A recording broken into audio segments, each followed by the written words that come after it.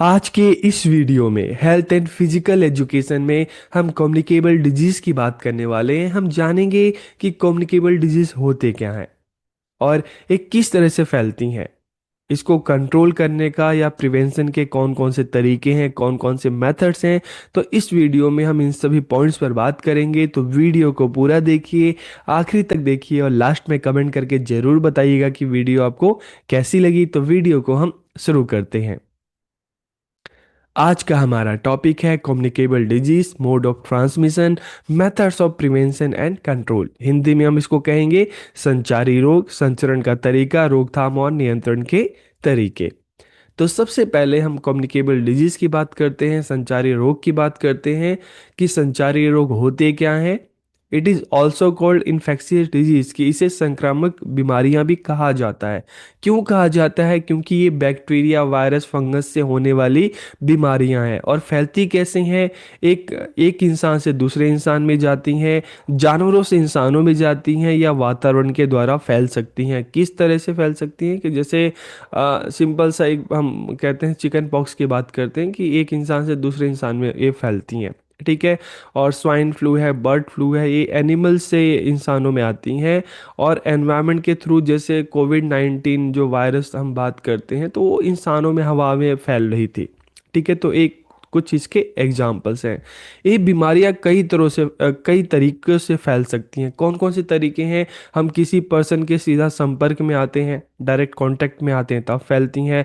हवा में मौजूद पैथोजेंस को सांस के जरिए अंदर लेना, जैसे हम कोविड की बात कर रहे थे।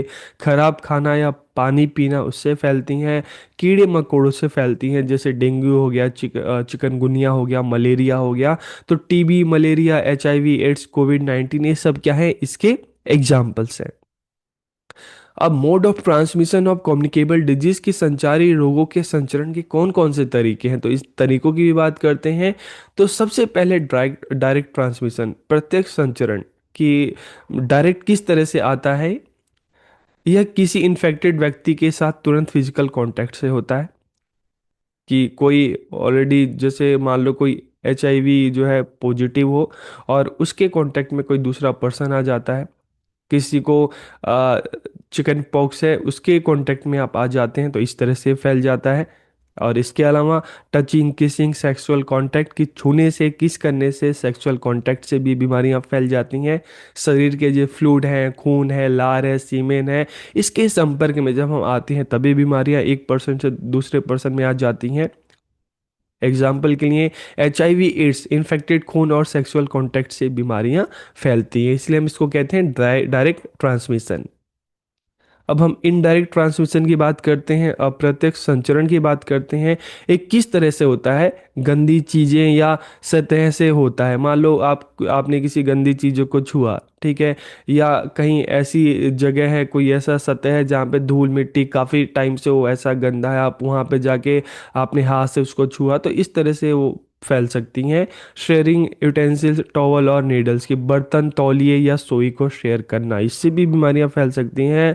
और गंदे मेडिकल उपकरण, जैसे इंजेक्शन की बात करते हैं, ऑलरेडी वो यूज हो रखा है, उसको हमने फिर से यूज़ किया। या मेडिसिन आप यूज़ करेंगे जो एक्सपायर हो चुकी है, फिर हो जाएगा।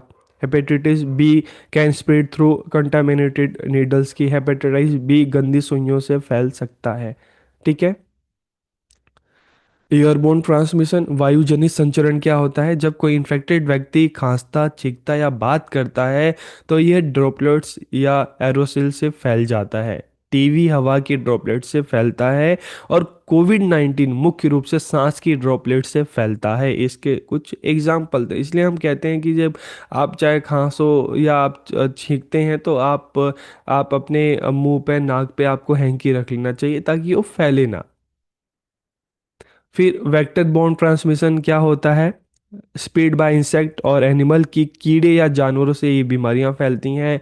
मॉस्किटो हो गए, टिक, मक्खियां, ये सारी इसके एग्जांपल्स हैं। जैसे मलेरिया मादा एनोफिलीज मच्छरों से फैलता है। डेंगू बुखार एडिज मच्छरों से फैलता है। और waterborne and food borne transmission की अगर हम बात करें, तो ये कैसे फैलता है? खराब खाना खाने से या पानी पीने से। ठीक है। एग्जाम्पल के लिए हैजा क्या है? खराब पानी से फैलता है। टाइफाइड बुखार खराब होने और पानी से फैलता है। और मदर टू चाइल्ड ट्रांसमिशन, माँ से बच्चों में भी संक्रमण होता है। ठीक है। प्रेगनेंसी, बच्चे के जन्म या ब्रेस्ट फीडिंग के दौरान भी जो माँ के अंदर की जो बीमारियां हैं वो बच्चों में आ सकती है। और HIV एड्स माँ से बच्चों में जा सकता है। तो इसके कुछ एग्जाम्पल्स हैं कि कौन सी बीमारियां हैं, किस तरह से माँ से बच्चे में आती हैं। अब क्वेश्चन आता है, methods of prevention and control of communicable disease, के संचारी रोगों के रोकथाम और नियंत्रण के तरीके कौन कौन से हैं। तो ठीक है, तरीकों पे बात करने से पहले हमें ये भी तो पता होना चाहिए ना कि प्रिवेंशन एंड कंट्रोल दोनों में क्या डिफरेंस है, दोनों में क्या अंतर होता है। ठीक है, तो पहले दोनों में अंतर को हम देख लेते हैं। Difference between prevention and control, रोकथाम और नियंत्रण में क्या अंतर है। तो देखिए, जब हम प्रिवेंशन की बात करते हैं ना, तो कोई बीमारी होने से पहले हम उसके लिए जो सुरक्षा के उपाय हम करते हैं तो उसे हम प्रिवेंशन कहते हैं। जैसे हम डेंगू की बात करते हैं, मलेरिया की बात करते हैं, जैसे ही बारिश का मौसम आता है तो बारिश के मौसम आने से पहले जो लोग अपने आसपास की जगहों को में साफ सफाई रखते हैं, पानी को इकट्ठा नहीं होने देते। ठीक है, तो प्रिवेंशन हमेशा कोई भी बीमारी होने से पहले जो आप सुरक्षा के उपाय करते हैं, ठीक है, उससे संबंधित है। लेकिन कंट्रोल क्या होता है कि जब कोई बीमारी आपको हो जाती है ना, उसके बाद जो आप अपनी जांच कराते हैं, टेस्ट कराते हैं, हॉस्पिटल में जाके दवाइयाँ लेते हैं, तो ठीक है, उस टाइम प्रिवेंशन की हम बात करते हैं तो इसमें क्या है, बीमारियों से बचना।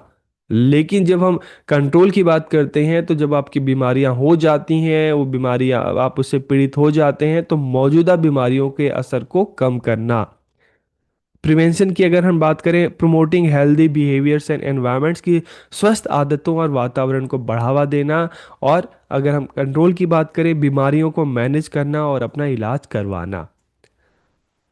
प्रिवेंशन की बात करें तो इसमें vaccination, hygiene practices, lifestyle changes की, आप टाइम से वैक्सीनेशन बच्चों को करवाना। ठीक है, आप अच्छी हाइजीन जो प्रैक्टिस है उसको मेंटेन करना, आप साफ़ सुथरे रहें, अपने घर को आस पड़ोस को साफ़ सुथरा करें। लेकिन जब हम कंट्रोल की बात करते हैं तो ट्रीटमेंट, वैक्सीनेशन, क्वारंटाइन, ये सारी चीज़ें इसमें आती हैं। और प्रिवेंशन की अगर हम बात करें तो can be cost effective in the long run by preventing disease की, ये आपके लिए कॉस्ट इफेक्टिव हो सकती है, क्योंकि आप बीमारी होने से पहले ही जब उसके सुरक्षा के सारे उपाय कर लेते हैं, उस हिसाब से आप रूल्स को फॉलो करते हैं, तो बीमारियां जब आपको होंगी नहीं तो आपके खर्चे तो वैसे ही कम होंगे। लेकिन जब हम कंट्रोल की बात करते हैं तो ये महंगा हो सकता है, क्योंकि एक बार आप बीमारियों से पीड़ित हो गए तो फिर जो भी आप अपना इलाज करवाएंगे उसमें तो पैसे लगेंगे ही लगेंगे। तो प्रिवेंशन एंड कंट्रोल के बीच में दोनों में ये डिफरेंस है कि प्रिवेंशन कोई भी बीमारी होने से पहले जो आप सुरक्षा के उपाय बरतते हैं, जो रूल्स को फॉलो करते हैं, ठीक है, उसको हम प्रिवेंशन कहते हैं। और डिजीज का कंट्रोल का मतलब क्या होता है कि जब वो बीमारी हो जाती है उसके बाद आप उसको कम करने के लिए जो प्रयास करते हैं।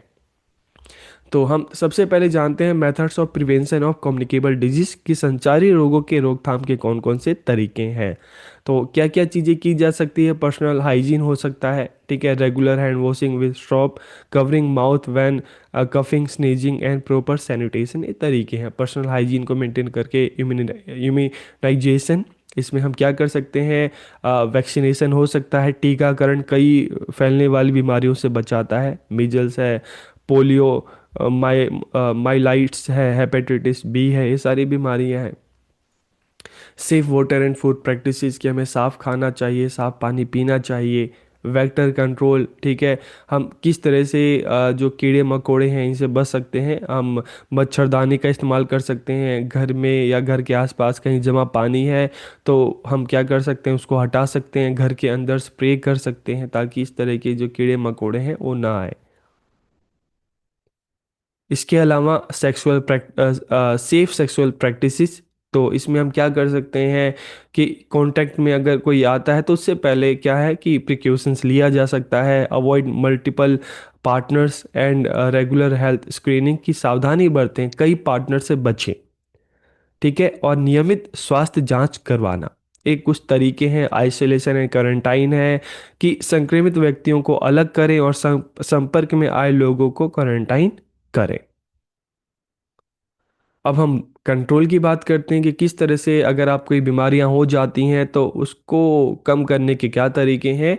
तो अर्ली डायग्नोसिस एंड ट्रीटमेंट, हमें क्या करना है, तुरंत मेडिकल मदद करें, मतलब मेडिकल मदद के लिए जाएं, एंटीबायोटिक्स का, एंटीवायरल या एंटी पैरासिटिक दवाइयों का हम इस्तेमाल करें ताकि हमें बीमारियों का पता चल सके और हम अपना ट्रीटमेंट करवा सके। ठीक है। इसके अलावा अगर हम बात करें तो निगरानी है, रिपोर्टिंग है, बीमारी फैलने पे नज़र रखना, स्वास्थ्य अधिकारियों को रिपोर्ट करना, health education, public awareness campaign है, कम्युनिटी पार्टिसिपेशन है, लोगों में जागरूकता फैलाने वाले कैंपेन और सामुदायिक भागीदारी, पर्यावरण स्वच्छता, कचरा फेंकना, आसपास की जगह साफ करना और सुरक्षित सीवेज प्रणालियाँ। ठीक है। तो कुछ तरीके हैं जिससे हम इन बीमारियों पे कंट्रोल कर सकते हैं। अब लास्ट में कंक्लूजन की अगर हम बात करें तो संचारी रोग, कम्युनिकेबल डिजीज जो होती हैं, सीधे संपर्क में हवा, पानी, खाने, वेक्टर जैसे कई तरीकों से फैलते हैं। तो इसलिए रोकथाम और नियंत्रण के लिए सही साफ सफाई, टीकाकरण, वैक्सीनेशन, सुरक्षित तरीके और शीघ्र इलाज जरूरी है। और इसके साथ साथ community cooperation and strong public health system play a vital role in reducing their spread, कि सामुदायिक सहयोग है कि लोगों को, समाज के लोगों को इस बारे में अपना मतलब साथ आना पड़ेगा। ठीक है, अपनी जो सिविक रिस्पॉन्सिबिलिटी उसको निभानी पड़ेगी। और यहाँ पे सरकार का भी काम है, गवर्नमेंट का भी काम है कि जो हेल्थ जो सिस्टम है, फैसिलिटीज है, उसको और अच्छा करे ताकि लोगों तक इस तरह की स्वास्थ्य सुविधाएं पहुंच सकें और बीमारियां कम हो सके। तो आज के इस वीडियो में हमने कम्युनिकेबल डिजीज़ की बात की। वीडियो आपको कैसा लगा कमेंट करके ज़रूर बताइएगा। आप सबका बहुत बहुत धन्यवाद।